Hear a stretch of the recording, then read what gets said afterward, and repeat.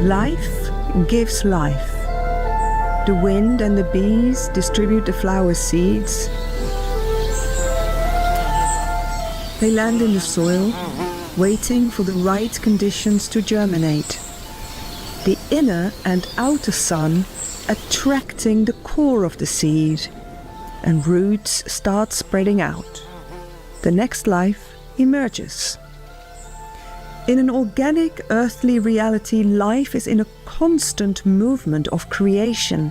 The ending of one expression in form slowly withdraws, while another comes into manifestation. It is in humanity's blueprint to be able to fit into this organic cycle of life. Sadly, it is in the collective mind of humans where a seeming sabotage has taken place. A hijack by a nefarious force which throws humans out of alignment with the natural, organic flow of life. Over time, humanity has deviated so much that the mind has become diseased, and the result is the increasing decline of life on planet Earth.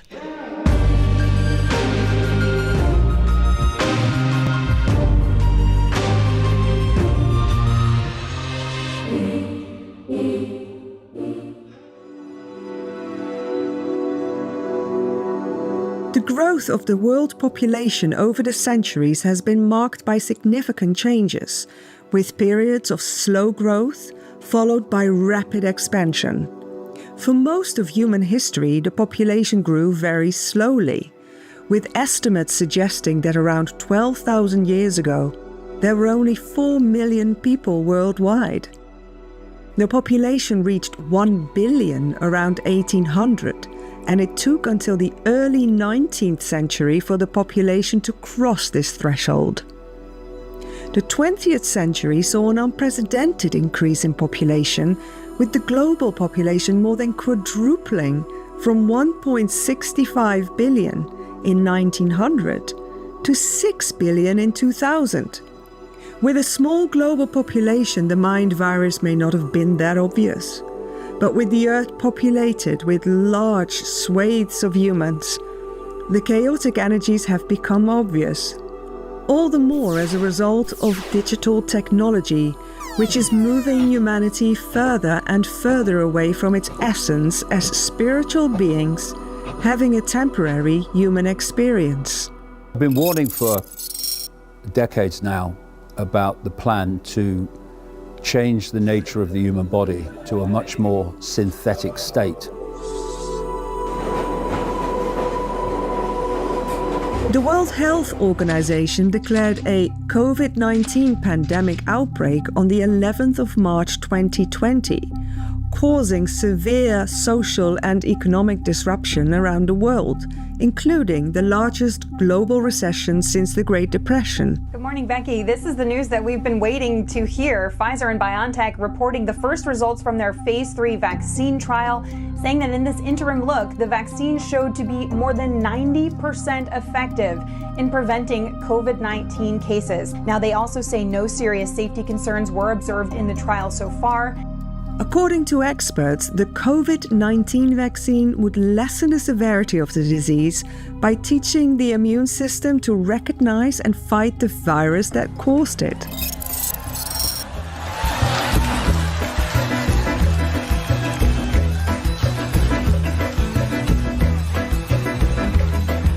I'm a doctor. I'm a doctor, an actual medical doctor. I've practiced medicine for 21 years. I spent 4 years in undergraduate school, then 4 years in medical school, and then another 5 years as a resident in emergency medicine. Get the vaccine. Get the vaccine. Just get the vaccine. Roll the up and get the vaccine. Until you're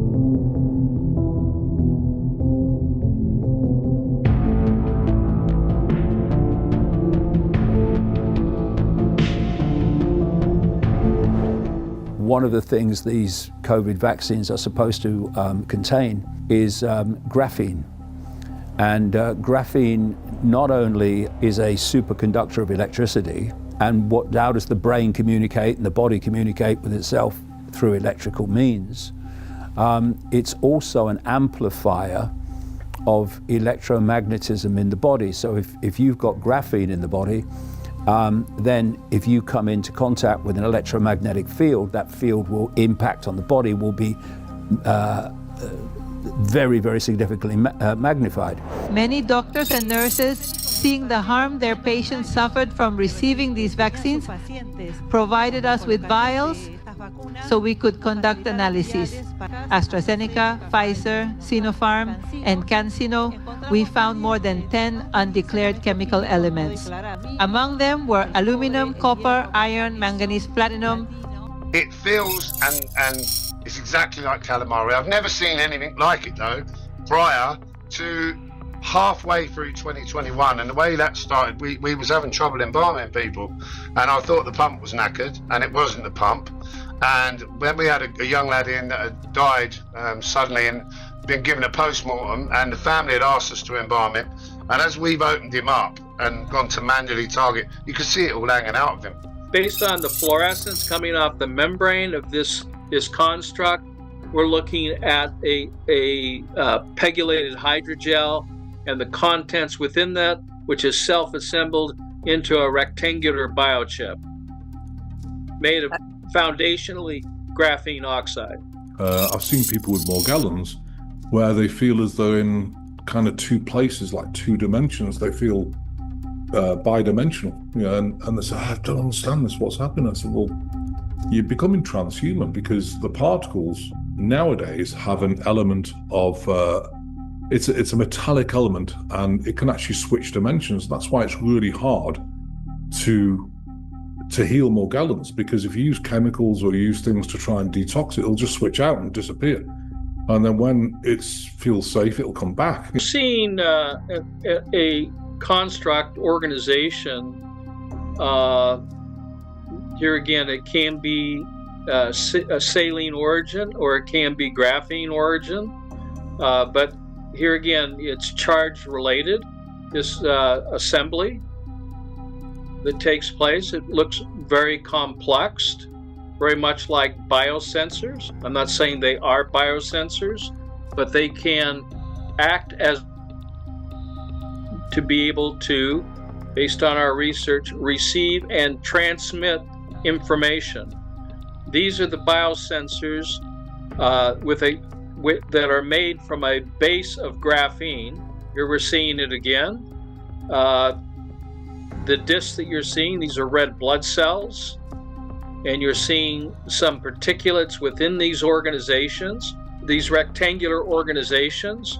You're seeing what appears to be graphene oxide. People who have Morgellons, or now in quotes the COVID jab, they're on Bluetooth. You know, if you get your phone and you switch, you know, you go into the settings, quite a complex thing but I've done it on mine. You go into settings and then go into developer mode. You can actually switch on unidentified Bluetooth devices. So if you switch that on, if you go into a store and people have had the vaccine, you're going to get just a list of numbers, you know, coming up, which is the transmission from that person. My name is Caroline Mansfield. I'm a naturopath. I've been a naturopath for the last 25 years. I've been working with a company called Masterpiece. The Masterpiece formula contains nanoclinoctillite zeolite, known as zeolite Z, in a mineral-rich C plasma solution. So zeolite Z carries a strong negative charge. As they travel through the body, they absorb positively charged toxins into their cage-like structure, attracting them like a magnet. There's been a lot of talk about humans emitting a MAC address. And there was the amazing study done by the Blue Truth documentary, Dr. Chavez. Marzo-abril del 2021 empezamos a detectar magnetismo en el sitio de inoculación de las vacunas. Ese fue el primer hallazgo. Después, compañeros de los vacunados que no estaban vacunados empezaron a decir que también ellos tenían magnetismo en alguna parte de su cuerpo. Ante esa evidencia, nos hicimos de un medidor de frecuencias electromagnéticas y entonces empezamos a medir la radiofrecuencia del vacunado y del no vacunado. Nos llamó la atención que no nada más había un fenómeno magnético, sino que también estaban funcionando como una gran antena. And also there was a French study run by scientists, and there was another study, a Spanish study. And what they were saying is that this nanochip, these nanochemicals or nanocompounds coming together, self-assembling to form these nanochips, have graphene oxide in them as well as other compounds. And this is what's giving out the signal. And we were thinking, well, if we were able to prove that Masterpiece removes graphene oxide and a lot of these other compounds that are shown to be part of this nanotechnology, then would we be able to, or would Masterpiece be able to dismantle this technology or remove these toxins so then people aren't emitting this MAC address any further? We had some of our naysayers and trolls say, well, if Masterpiece can't turn off the Bluetooth signals, then I don't even want to hear about it.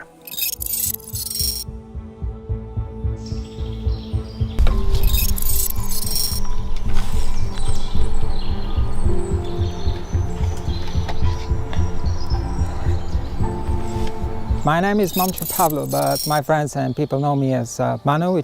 I got interested in this project for about 2-3 years ago when I started seeing these unknown devices, and there's a lot of history going on.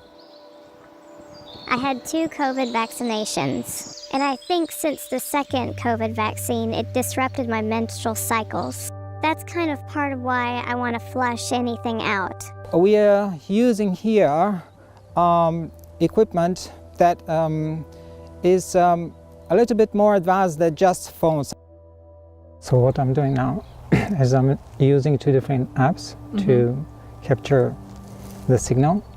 And what we're observing now here is we observe unknown Bluetooth devices. So there are several of them, several emissions coming up.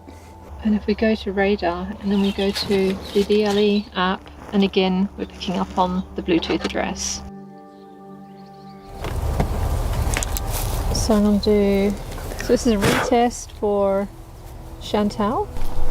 We're picking up on an unknown. So I'm Chantal, you all came to Burton Hole, and I did a bit of research about the supplement and I thought it would be interesting to try, so here I am. And have you had COVID vaccinations? Yes, 2. So this is why we are doing it both ways. Laptop using Linux is more sensitive. So in some cases, like in this one, as we see right now, the laptop picks it up, but the phone does not pick it up. And the more reliable source in this case will be the laptop, especially using Linux.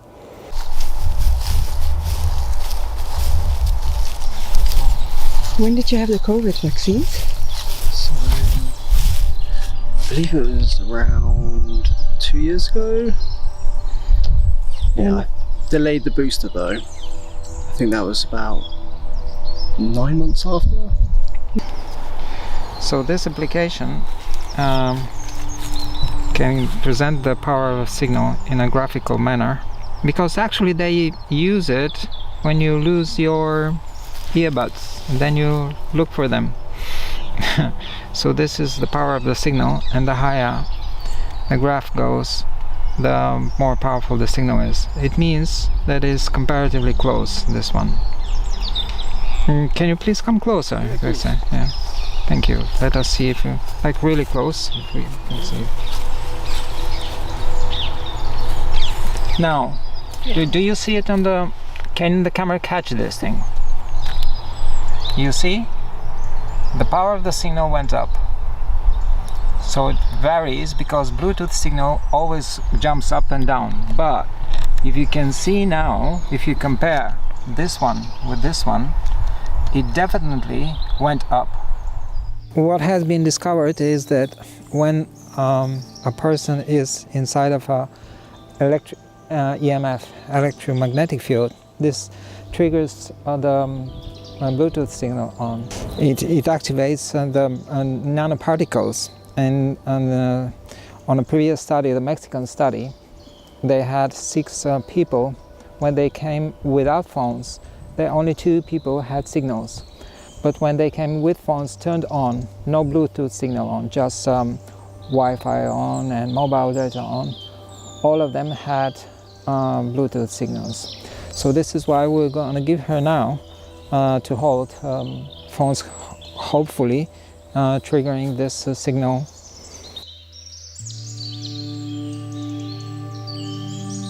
That it has captured some signal.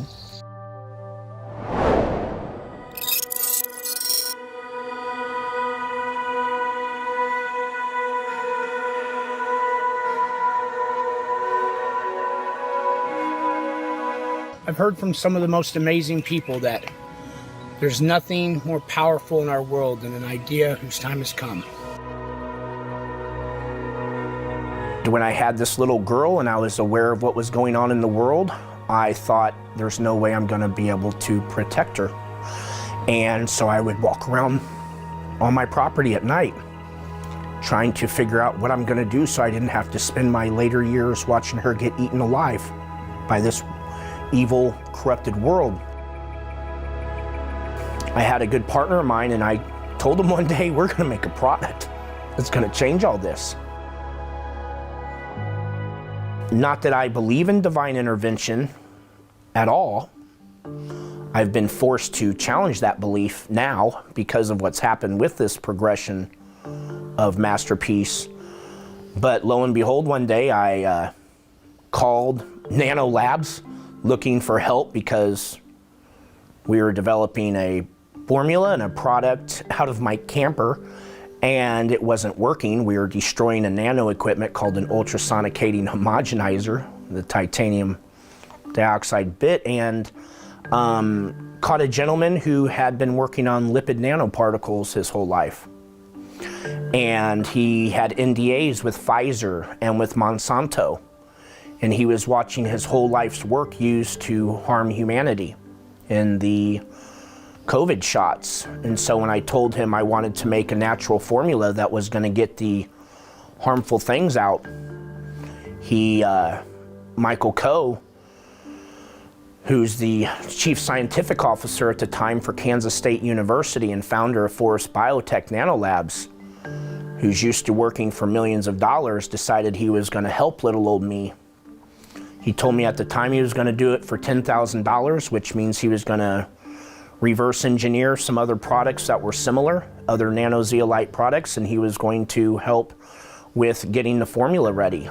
And in the end, he ended up not allowing me to pay him.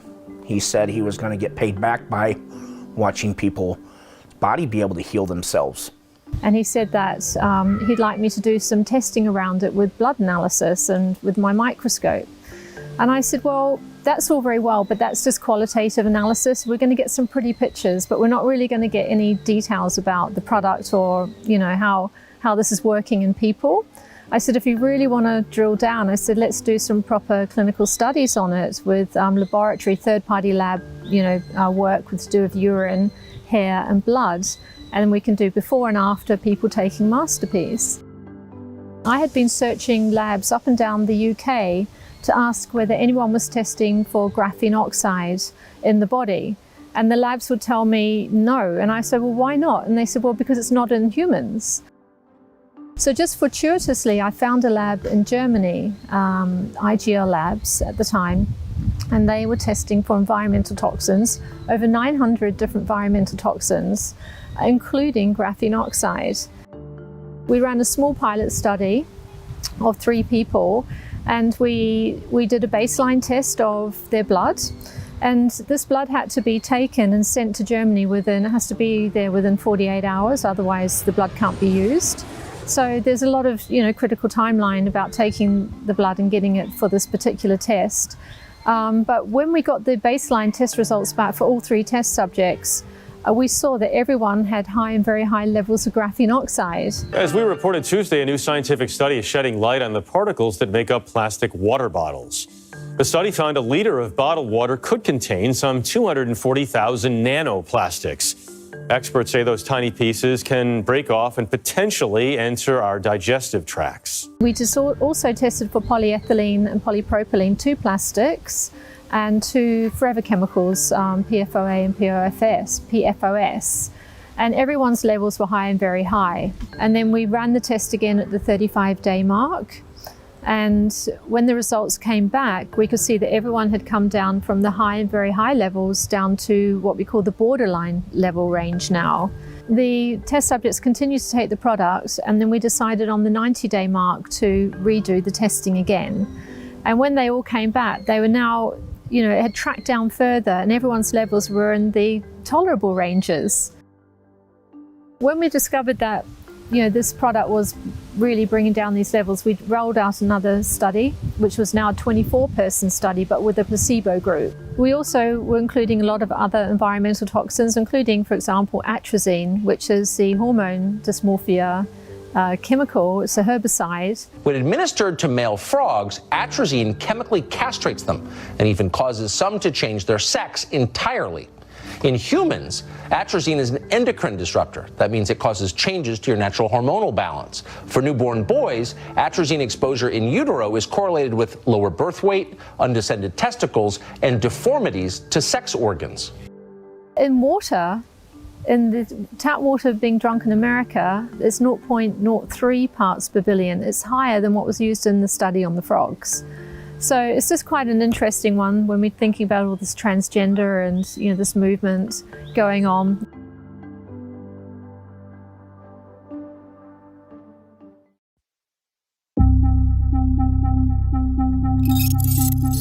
Dr. Stricker says Morgellons is linked to Lyme disease. So these fibers that are seen in Morgellons patients, they're not some worms or lint or something from outer space. What they are is they're fibers that are produced by the patient's own cells. And for some reason, these patients with Lyme disease overproduce these fibers, and then they come up through the skin and cause these weird lesions. So the bacteria that causes Lyme is called a spirochete, transmitted by the bite of a tick. We've looked at a number of Morgellons patients. The last study, I think, had 25 patients that had skin lesions with fibers. All of the patients essentially had infection with the Lyme bacteria. The way Morgellons worked is they dust you with it. It's smart dust. They call it smart dust, but it's Morgellons particles.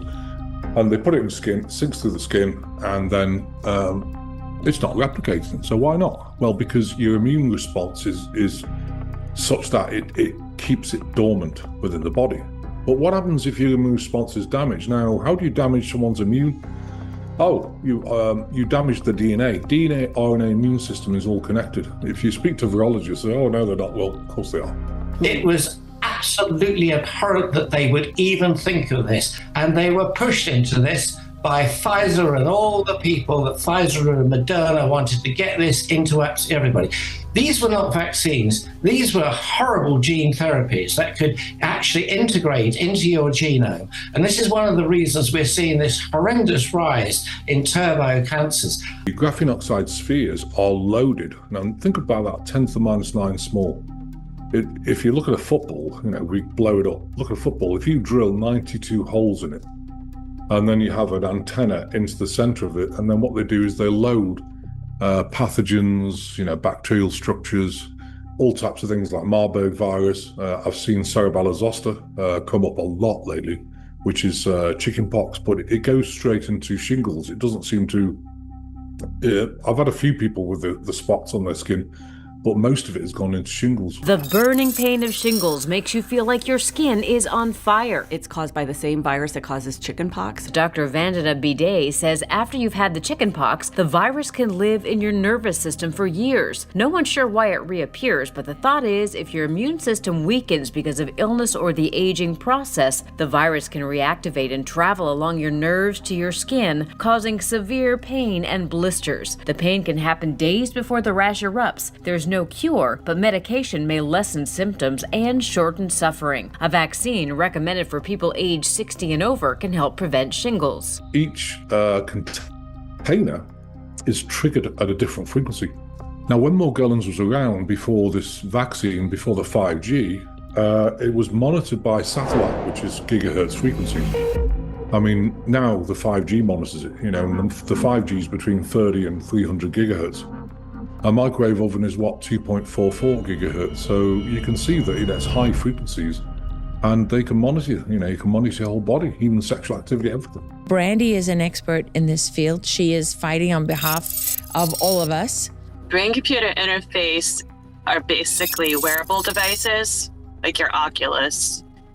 You can wear a watch, and they will be able to read our thoughts, as well as send thoughts into our brain. Our bodies and our brains are electrical, we're energy, so it's able to, the brain-computer interfaces and the wearable devices are able to interact with our minds and pull our thoughts out of our brains and put them into a computer.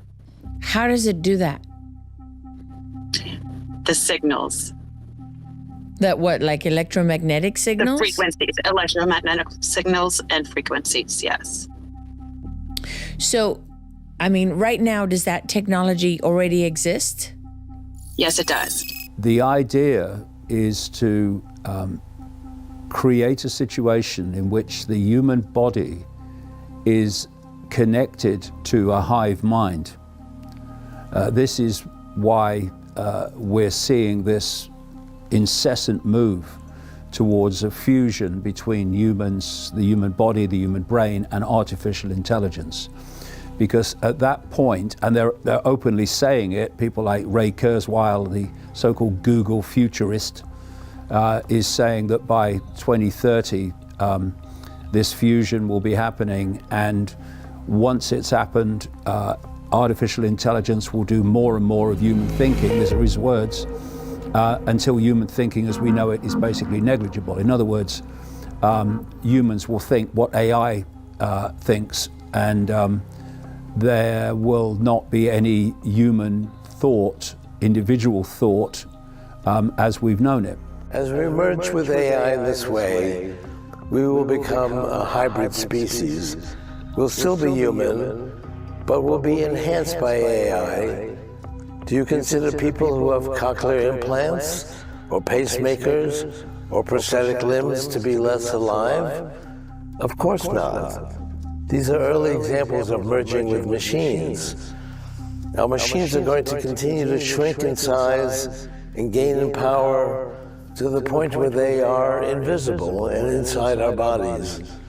As we merge with technology, we will no longer be limited by our biology. We'll be free to live life without limits.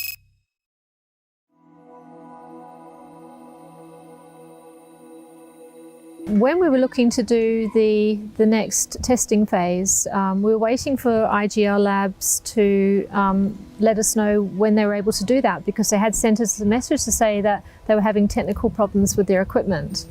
So all the second date testing was delayed slightly.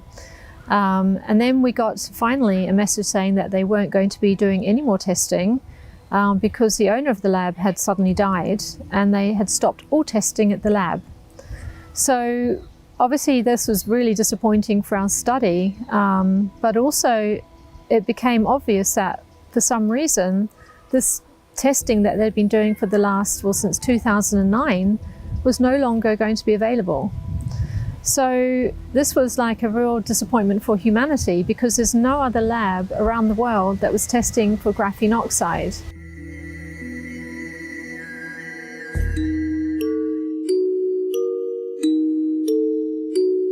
We'll be able to actually tell what's going on in our neocortex. You don't have to interface with the entire neocortex. The neocortex is like a pyramid. At the very top, you've got the key ideas. That's where you need to connect to.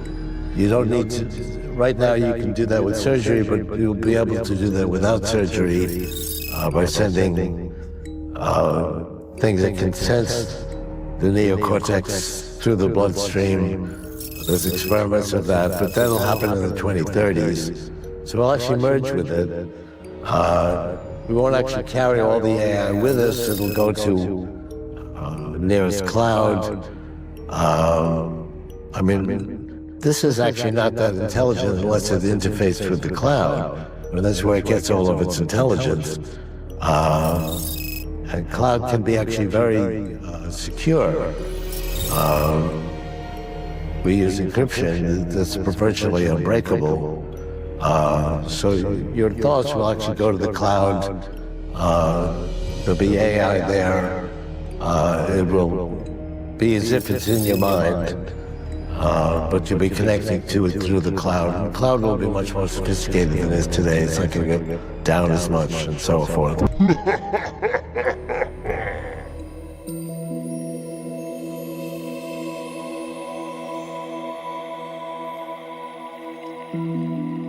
I think that it's vital that people are on the case, exploring and investigating ways that this technology, this nanotechnology, can be eliminated from the body. Caroline and Manu are meeting their test subjects 1 month after the first test day. They've been on 10 drops a day. I'm enabling now both the inner adapter of the laptop and the outer adapter. Okay, so this is what we got. So we got here 3 signals. The same as the apple. The same as apple, yeah. Very close. Can we? Can you actually get up and stay next to her? Yeah, okay. But stay for a while, let's say half a minute or to see if there is any change in the signal. Or it's just hovering around. How much have you got with the masterpiece left? Probably about that much left. Okay, would you mind continuing to take it? Yeah? If I give you another bottle. Same continuation for another a month, and then we'll do a retest. Sure, was it different at all today? Still picking up on something. Okay, right. When she left the field, all of the signals went away. So now we definitely can say these signals are connected with this subject.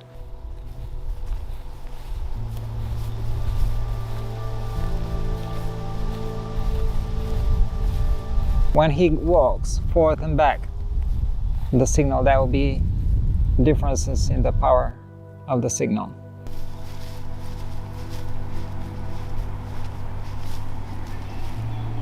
Would you mind continuing to take masterpiece for another month? Yeah. Is that okay? Yeah. So still just one signal? Still one signal. So one less. One less, because there was 2 last time, wasn't there? Which is true, actually. Yeah. Okay, thank you.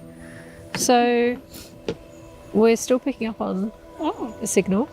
So it may be that you need to take masterpiece for a little bit longer. Would you be happy to do that? Yeah, no problem.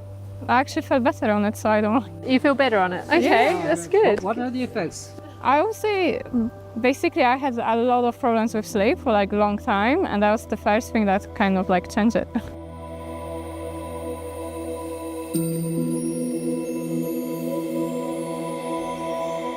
So the masterpiece formula has a negative oxidation reduction potential of around minus 90 millivolts, meaning it's alkaline and rich in free electrons.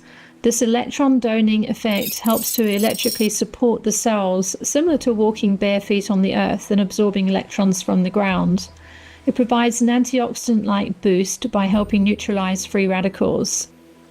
I've never known a product to be critiqued quite as much as Masterpiece. But when you look at the actual attacks, they're very odd.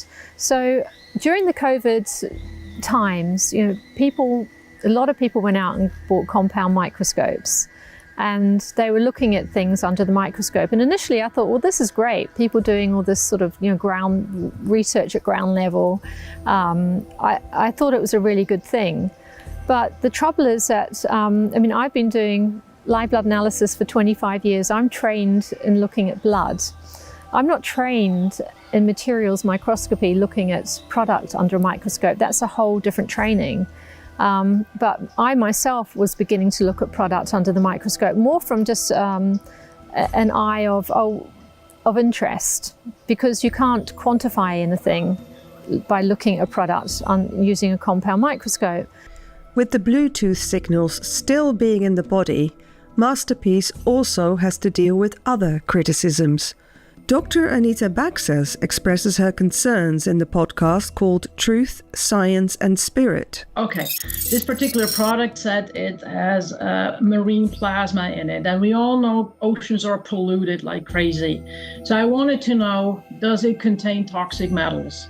And the lab I used usually tests urine, blood, hair, and stool, and not really substances. So I had to use some subterfuge to get that tested. So I took a urine sample, sent that in, and I took part of that same urine sample and mixed it 50-50 with that product and sent it in as well.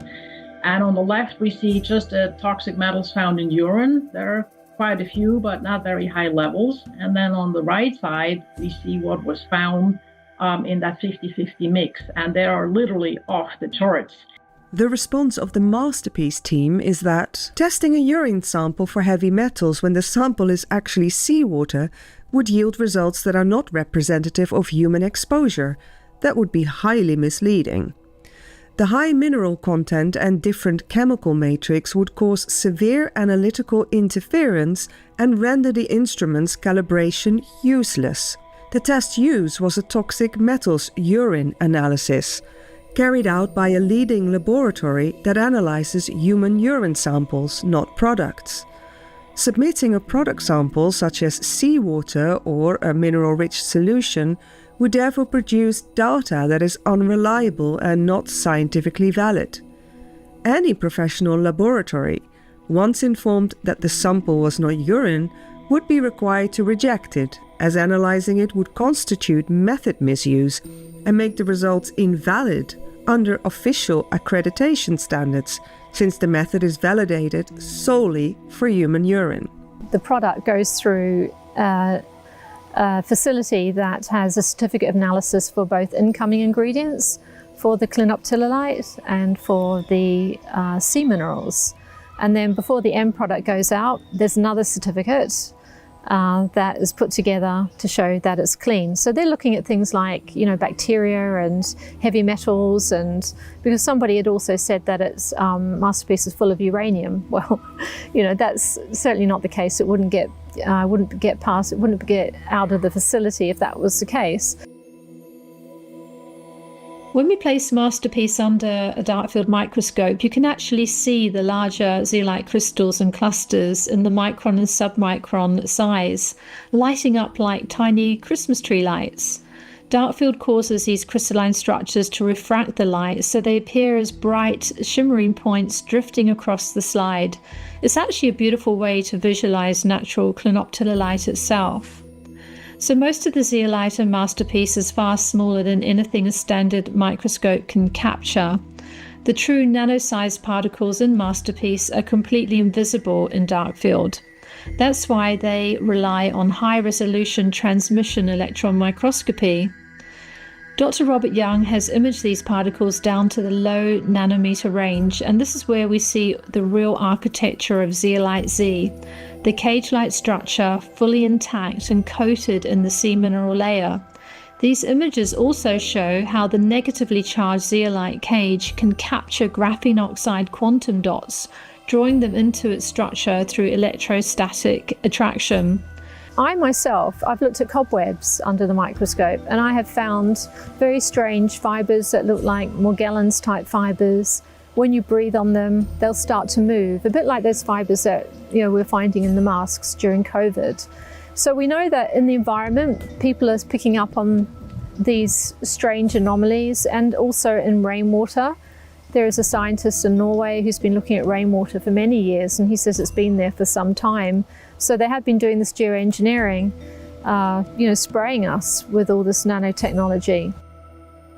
There's been a lot of people out there looking at things under microscopes and then setting up, Substack pages and making a whole business out of doing what they're doing and gathering a lot of followers and feeding into the fear around all the nanotechnology and making claims. Now, a lot of these microscopists obviously they're not doing their work in a sterile lab. They have no training in material microscopy, so they don't really understand what they're looking at. And they may be taking a lead from, there's been a few active doctors online who have been saying that you're looking at blood and looking at product and saying, making claims that it has hydrogel or polymer fibers or nanotech in it. Now, I'm not saying that what they're saying isn't correct, because we know that through geoengineering, there's nanofibers and nanoparticles that we're breathing in that apparently can go into the pores of our skin, and this is potentially another way of entry for us, besides looking at the COVID shots, and we know what's in the water and the food being mucked around with as well. So there's a potentiality that these slides in people's home offices could be contaminated from the air. They're not working in a sterile environment.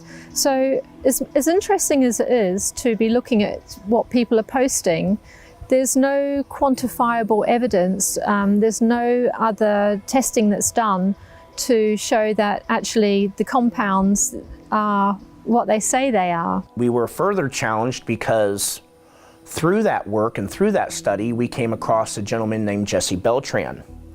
Jesse Beltran, for the last 15 years, had been traveling the world and measuring thousands of people.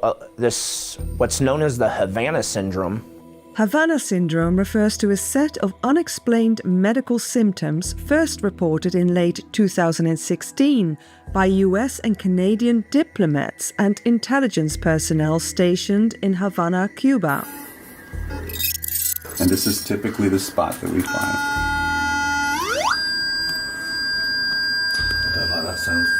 Yeah. So that's a positive hit there. Affected individuals describe suddenly experiencing unusual sensations, often a loud or piercing sound, followed by symptoms such as headaches, dizziness or vertigo, nausea, difficulty concentrating, vision or hearing problems, and sleep disturbances.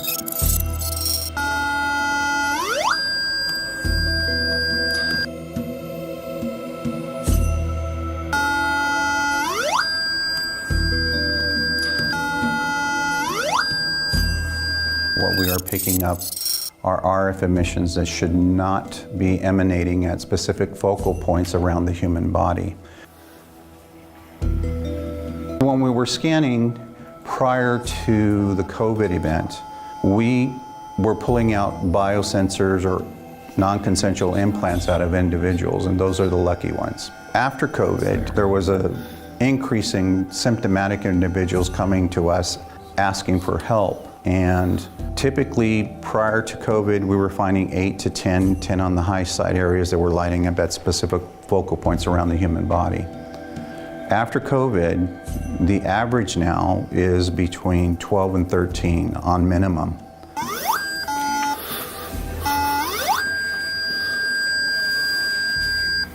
So that one's just about 100% hit.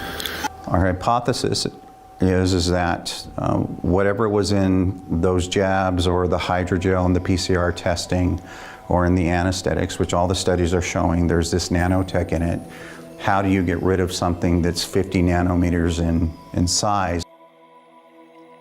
We are now testing the general population, and they are turning up positive in the same exact locations as the symptomatic individuals. And so our belief right now is, going with the data, that the symptomatic individuals are turned on and the non-symptomatics have not been turned on yet. And we have articles and information that has been fed to us that this is all frequency based, and we know it's frequency based because we're detecting the frequencies, particularly RF, that when the 6G comes into fruition, that the majority of the population will be turned back on.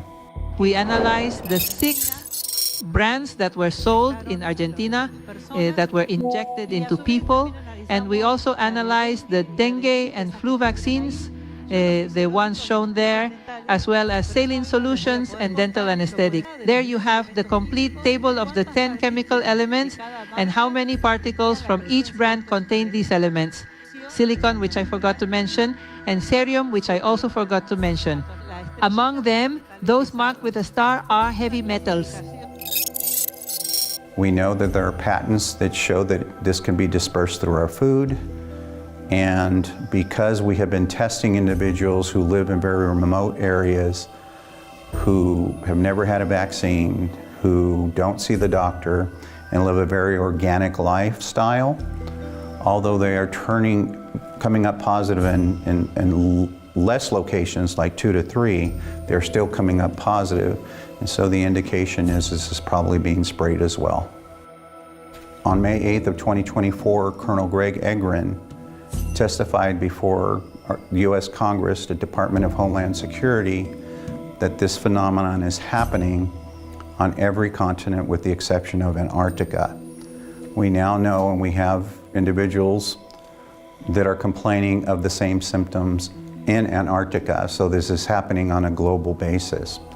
Today is the third filmed test day, 6 weeks after the second filmed test day, and the scientists and test subjects are in for somewhat of a surprise. How have you been on the 15 drops twice a day? It's a lot. Yeah. Yeah, I'm actually looking forward to stopping the saltiness. Oh, it is quite salty. Yeah. If you can see the screen, but we have here nothing. This is how it should be. This is how it should be. It should be like clear screen. This is amazing. It's clear. It's not picking up on anything. Wow. So this was from the increased dosage as well. The 15 drops twice a day. Wow. Boy. We're very happy with this news. This is incredible, okay. man. This is incredible.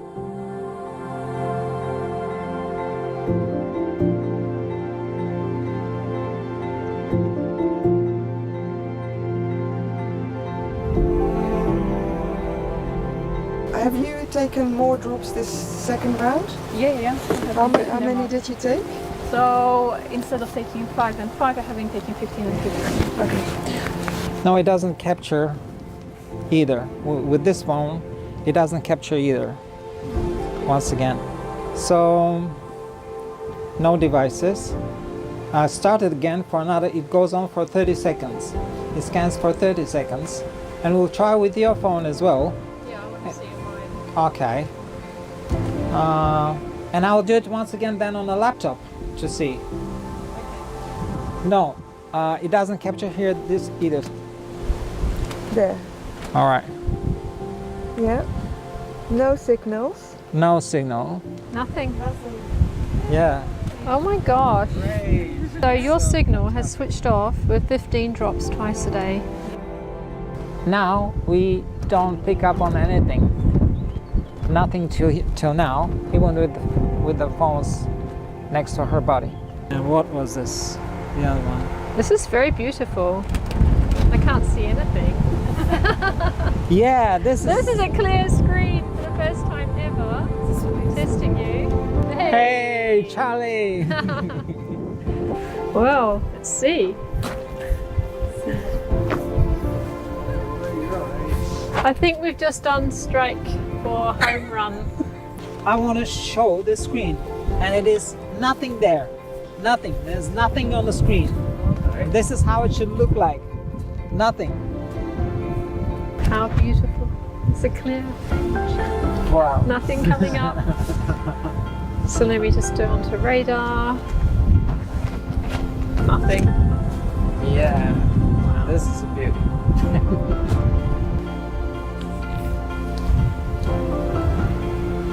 Matt, I have to speak to you. So we just finished testing the 4 test subjects. All of them, no MAC addresses.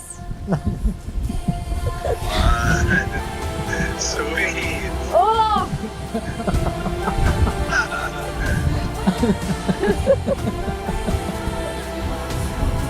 Your intuition was right, Matt. 15 drops twice a day. Nailed it. Nothing.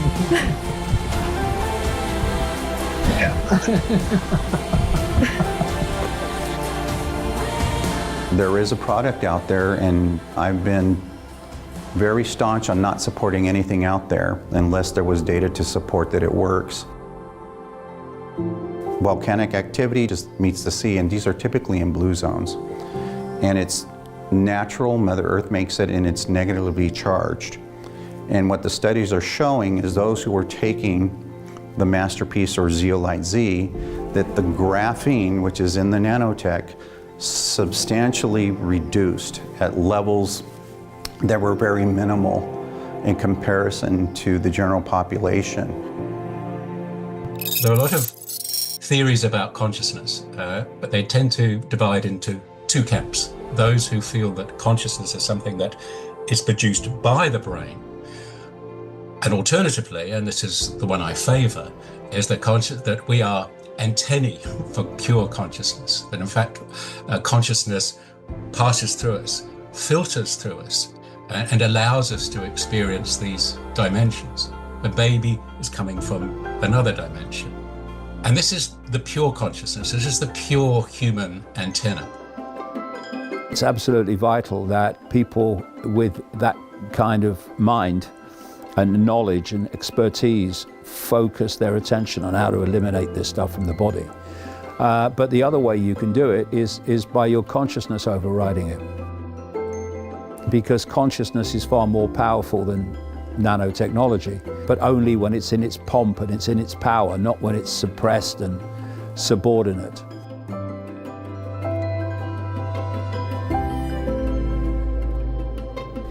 Is there somewhere within you a memory of before all this?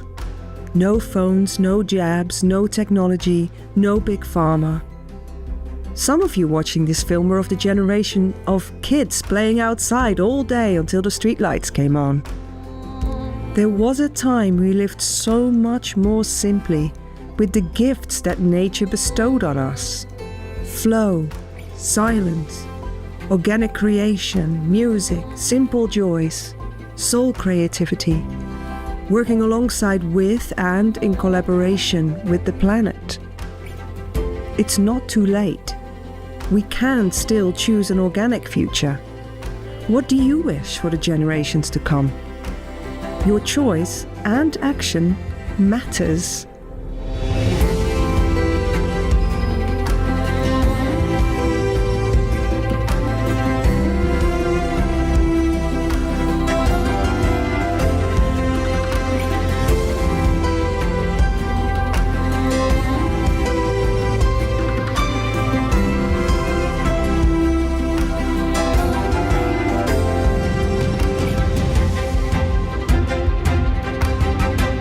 Just a dad in Kansas, and that was obsessed with trying to change the world like I had been my whole life.